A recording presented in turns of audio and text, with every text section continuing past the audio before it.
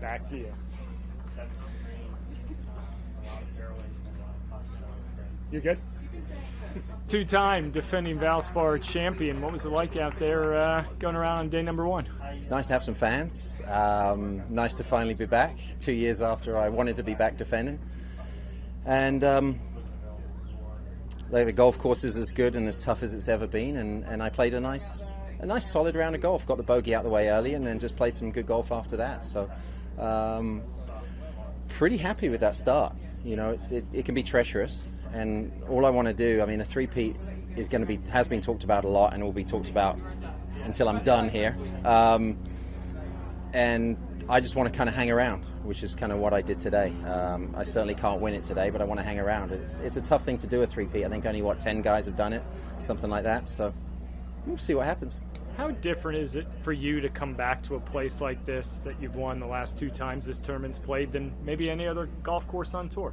Hang on, what was the question again? Sorry, no, I genuinely didn't hear it. How different is it for you to come back to a place where you've won compared to anywhere else on tour? I've got that great familiarity, which is nice.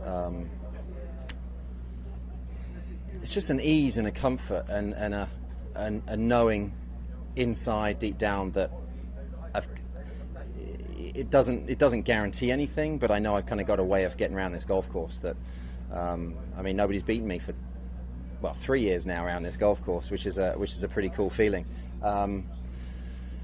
That's just that just sits well, plain and simple. And my ball striking wasn't great yesterday. I didn't hit even some. I missed some shots today. Early on, I struggled a little bit, but it's just that feeling that I've got a way around this golf course, and eventually, it came around, and I showed it shooting a 3-under.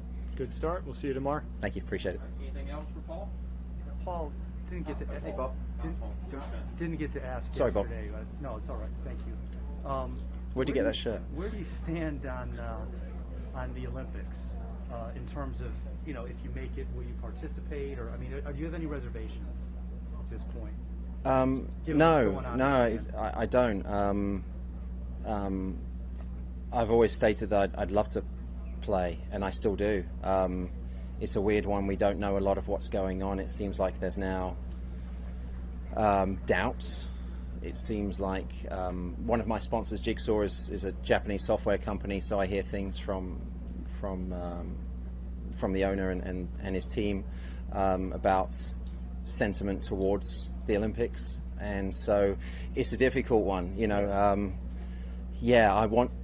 I desperately want to go to the Olympics and play the Olympics, but then you also hear that, you know, you maybe, if whoever goes, you can't watch other sporting events and things like that, and that's part of going to the Olympics, isn't it? Being part of the whole thing and opening ceremonies and hanging out and meeting other athletes and watching amazing sporting events. So it's I don't know what to tell you kind of thing. I'm still in.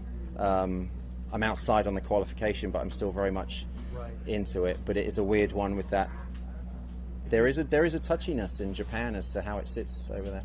Is the way you think of that just get inside the top 15 and not worry about it? That is exactly it. Yeah. I love him to death, but Fitzpatrick's been my nemesis so far this year. He's always just ahead of me.